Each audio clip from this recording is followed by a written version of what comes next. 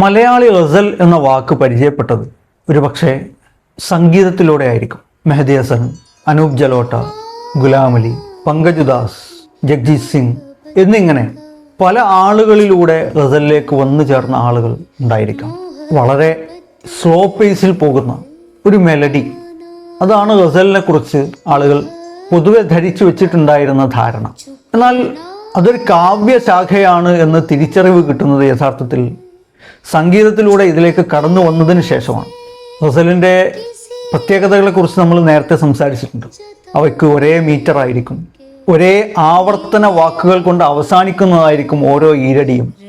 ആ ഈരടിയുടെ അവസാനത്തിലെ ആവർത്തന വാക്കിൻ്റെ തൊട്ടു മുൻപായിട്ട് ഒരേ പ്രാസമുണ്ടായിരിക്കും. ഈരടികളിലാണ് ഇത് രചിക്കപ്പെടുക എന്നുള്ളത് ആദ്യം പറയുന്ന സംഗതി. അവക്ക് ഒന്നാം ഈരടിയിൽ മാത്രം ആദ്യത്തെ വരിയിലും രണ്ടാം വരിയിലും ആവർത്തന വാക്കും അതിൻ്റെ മുൻപുള്ള പ്രാസവും ആവർത്തിക്കും.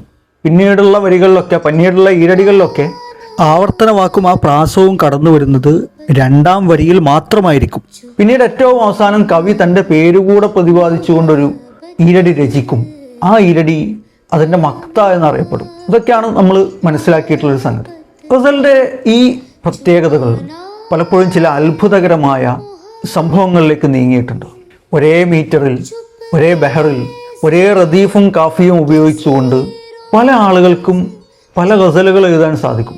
അവ ഒരേ മീറ്ററിലാണ് എന്നതുകൊണ്ടും ഒരേ കാഫിയും ഒരേ റദീഫുമാണ് എന്നതുകൊണ്ടും അവ വേണമെങ്കിൽ മിക്സ് ചെയ്തുകൊണ്ട് പാടാനും സാധിക്കും. ഈ സാധ്യതയെ ഗസൽ ഗായകിയിൽ നിലയുറപ്പിച്ചിട്ടുള്ള, അതിൻ്റെ ഏറ്റവും പരമോന്നതമായ അവസ്ഥയിൽ എത്തിച്ചേർന്നിട്ടുള്ള ഗായകർ, ഉസ്താദുമാർ പലപ്പോഴും ഉപയോഗപ്പെടുത്തിയിട്ടുള്ളതായി കാണാൻ സാധിക്കും. ജഗ്ജീത് സിംഗ് അങ്ങനെ ഉപയോഗപ്പെടുത്തിയിട്ടുള്ളത് അദ്ദേഹം തന്നെ പറയാറുണ്ട്.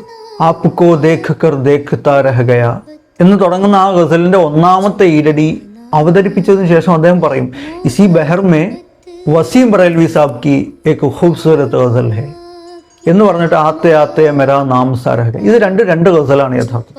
ഇതേ സാധ്യതയെ വളരെ മനോഹരമായി ഉൾച്ചേർത്ത ഒരു ഗസലുണ്ട്.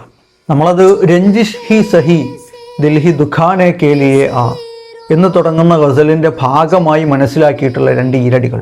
ഫറാസ് ജനിക്കുന്നതിന് മുൻപ് താലിബ് ബഗ്ബതി എന്ന് പറയുന്ന ഒരു കവി യൂ ഭി തെരാ എഹ്സാൻ ഹെ ആനെ കേലിയെ ആ എന്ന് പറയുന്ന ഒരു ഗസൽ എഴുതിയിട്ടുണ്ട്.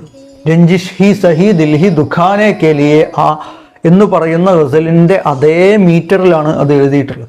എന്നുവെച്ചാൽ ഫറാസ് എഴുതുന്നതിന് മുൻപ് ആദ്യം രചിക്കപ്പെട്ടിട്ടുള്ളത് യൂ ഭി തെരാ എഹ്സാൻ എന്ന് തുടങ്ങുന്ന ആ ഗസലാണ്.